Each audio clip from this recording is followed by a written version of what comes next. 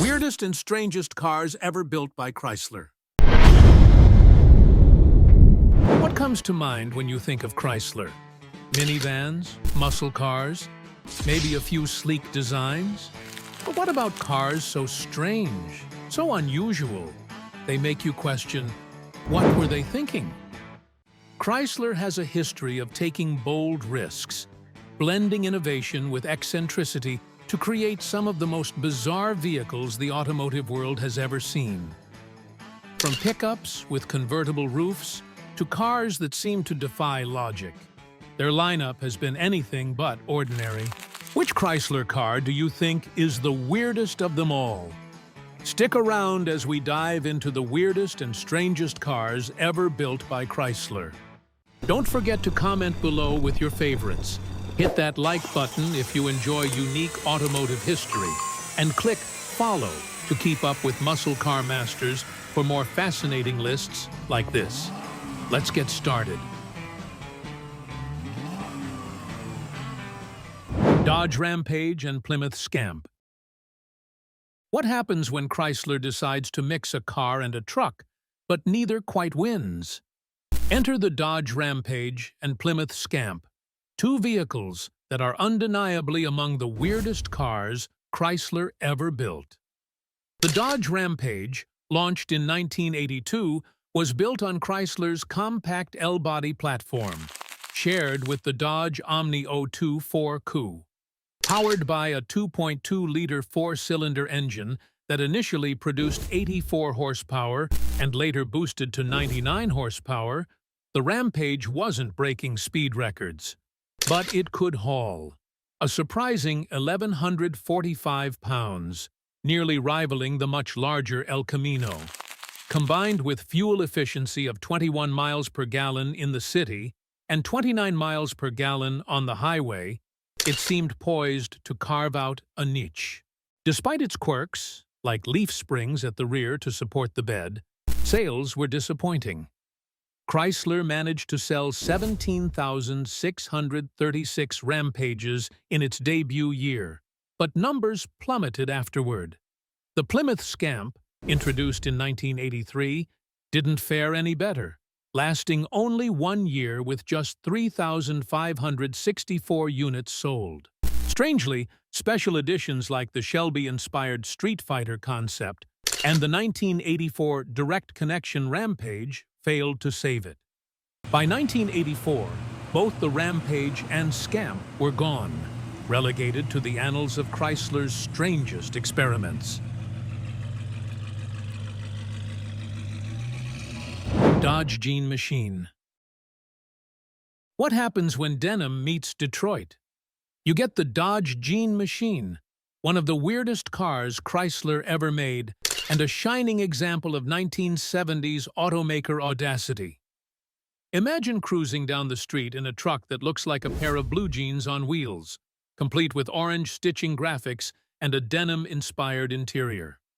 Chrysler turned this bold idea into reality with the 1978 Dodge D100 Jean Machine. Beneath the flashy exterior, this limited edition truck packed a dependable 318 cubic inch V8 engine, paired with a 3-speed A727 automatic transmission. While not a powerhouse by today's standards, this setup delivered reliable performance and enough grunt for light-duty hauling. Its playful aesthetic featured blue paint, denim look upholstery with orange piping, and decals that mimicked sewing stitches along the hood and tailgate. It was Chrysler's way of capturing the denim craze sweeping America at the time. But why does the Jean Machine rank among Chrysler's strangest cars? For one, its over-the-top styling seemed more novelty than practicality, and the idea of denim interiors, while unique, didn't exactly scream durability. Yet, its rarity makes it a collector's dream today. With fewer than 16,000 miles on some preserved models, the Jean Machine is a quirky yet beloved relic, a reminder of Chrysler's daring to make even denim into a driving statement. Eagle Wagon. What do you get when you combine a compact station wagon, Jeep-inspired engineering, and the ambition of a struggling automaker. You get the Eagle Wagon, one of the weirdest cars made by Chrysler, or at least adopted by them. Originally designed by AMC, this proto-crossover emerged in 1980 as the first American-built full-time four-wheel drive passenger car. Under the hood, the Eagle Wagon sported a robust 258 cubic-inch inline-six engine, paired with a 3-speed automatic transmission. This powertrain wasn't about blistering speed, but rather off-road capability and reliability, enabling the Eagle to excel on icy highways and muddy trails. Its innovative quadra-track four-wheel drive system was a revelation, offering all-weather performance that rivaled Subaru's offerings of the time. When Chrysler absorbed AMC in 1987, it inherited the Eagle, but not for long. By the time the Eagle Wagon was rebranded, sales had plummeted below 10,000 units annually. Its high ride height, wood-grain trim, and practical interior hinted at the crossover SUVs that would dominate decades later. But the Eagle Wagon itself faded into obscurity.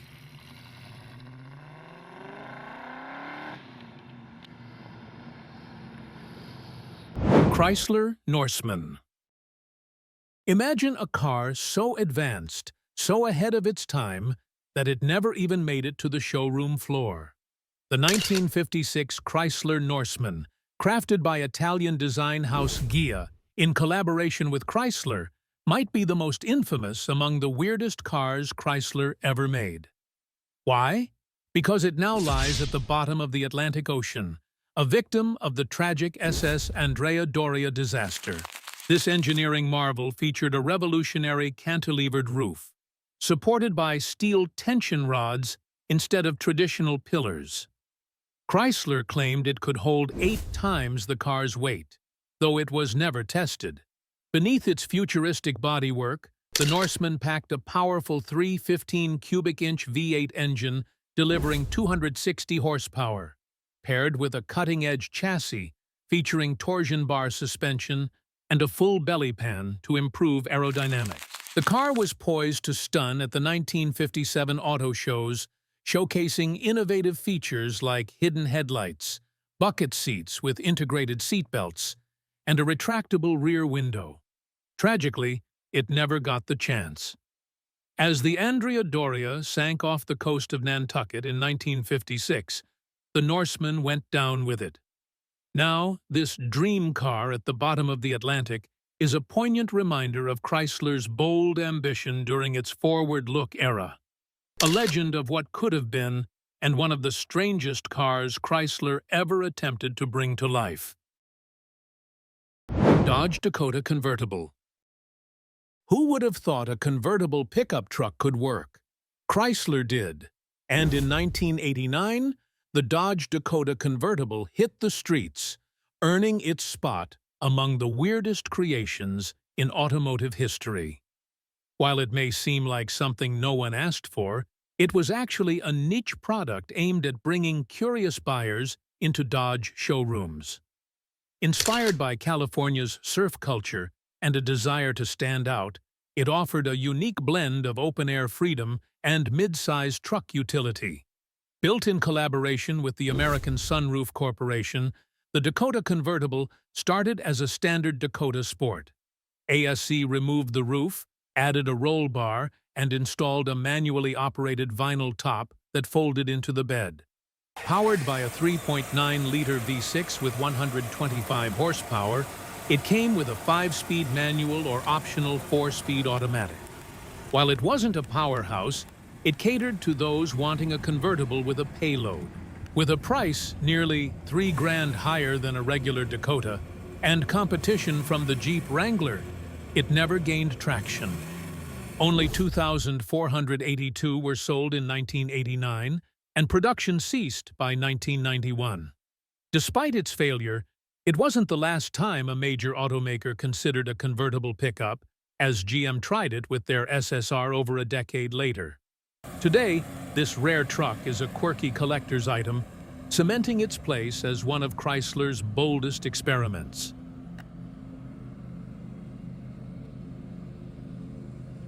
Chrysler ME Four-Twelve.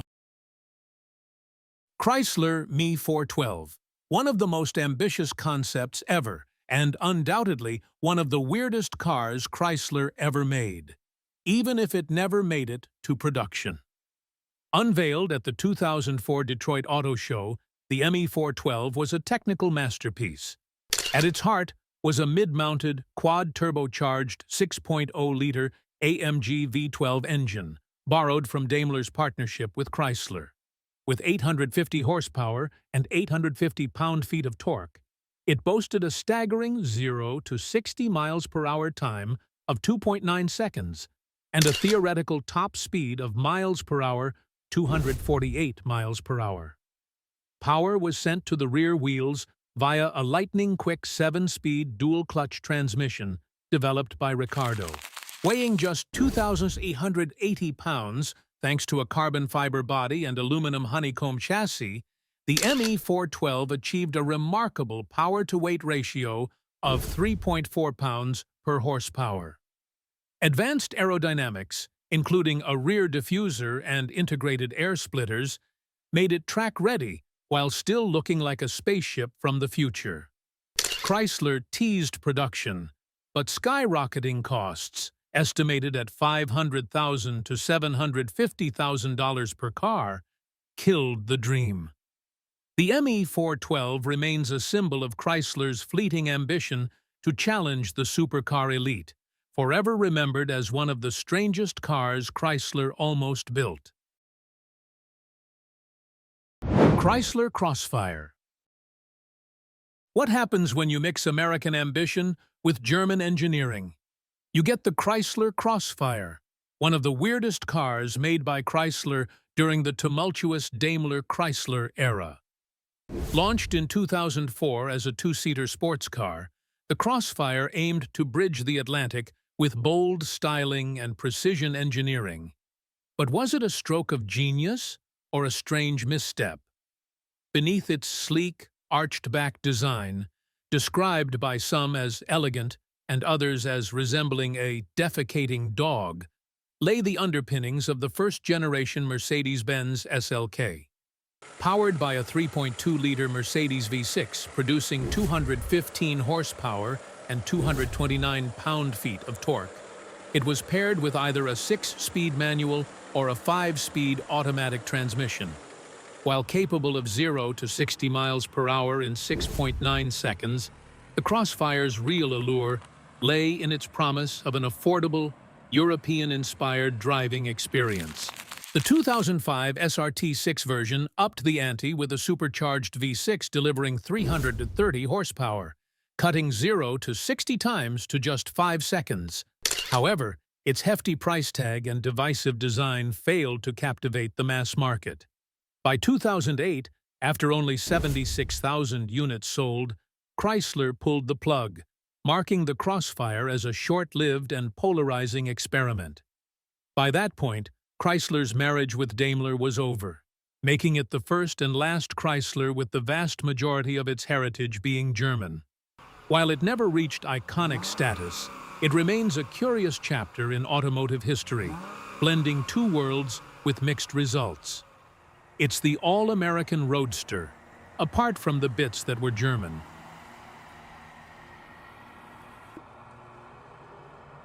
Dodge La Femme.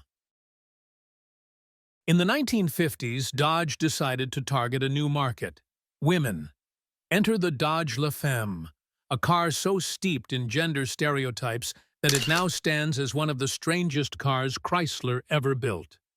With its pink and white two-tone exterior, rosebud-patterned upholstery, and a matching accessory set, including a handbag, raincoat, and umbrella, it was the epitome of 1950s feminine charm. Beneath the pastel hues and frilly interiors, the La Femme shared its underpinnings with the Dodge Custom Royal Lancer, a car known for its performance.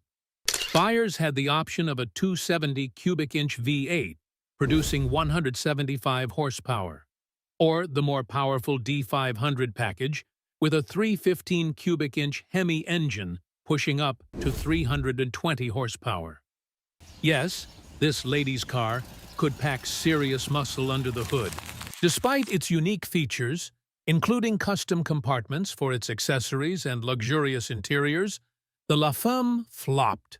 Fewer than 2,500 were sold between 1955 and 1956, making it a rare collector's item today. Dodge underestimated its audience, assuming women prioritized aesthetics over practicality or performance. The La Femme remains a quirky footnote in automotive history, a bold attempt to define a woman's car that inadvertently showcased the pitfalls of gendered marketing.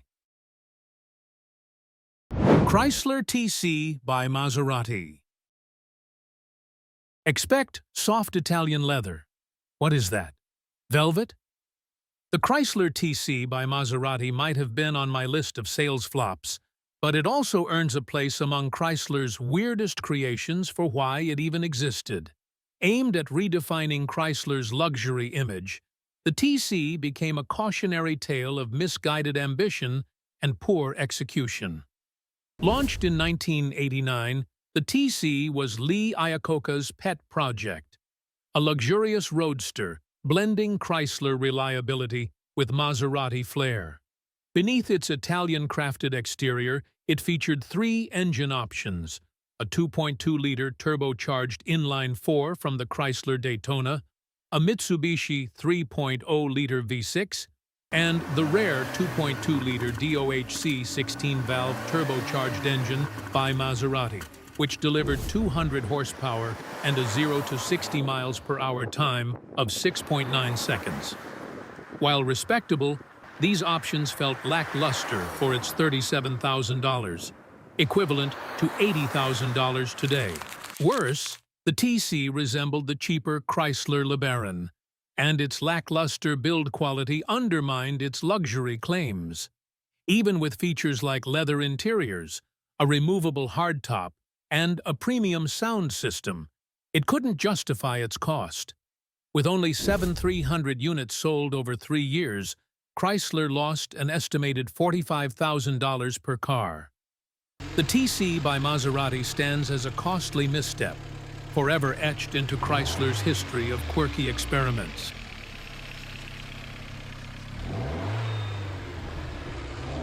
Dodge Sidewinder.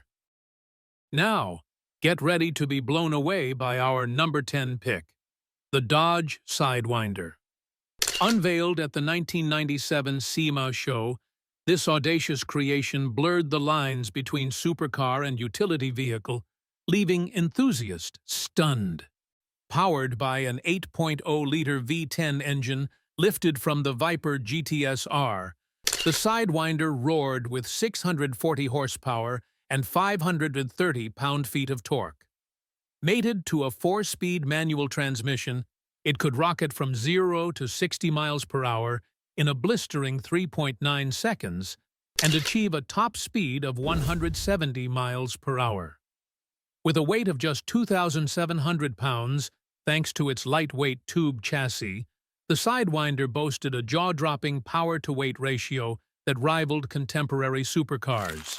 Its bold design, inspired by classic T-bucket hot rods, featured a sleek, flowing body with oversized 22-inch rear wheels, a minimalist interior, and a removable convertible roof. Dodge even added playful touches like switches labeled ARM and Ignite to start the engine.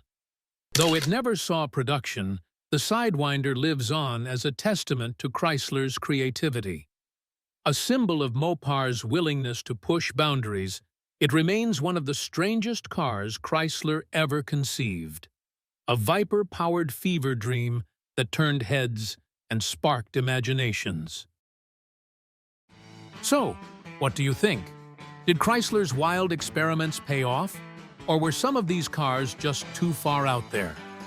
From bold innovations to downright bizarre designs, these vehicles proved that Chrysler wasn't afraid to take risks, even if it meant creating some of the weirdest cars ever made. Which car on this list surprised you the most? Do you think Chrysler should have given any of these vehicles another shot? Or were they right to leave them in the past? Let us know your thoughts in the comments below. We'd love to hear your take. And if you enjoyed this dive into Chrysler's quirkiest creations, give this video a thumbs up, share it with your fellow car enthusiasts, and subscribe to Muscle Car Masters for more fascinating automotive stories.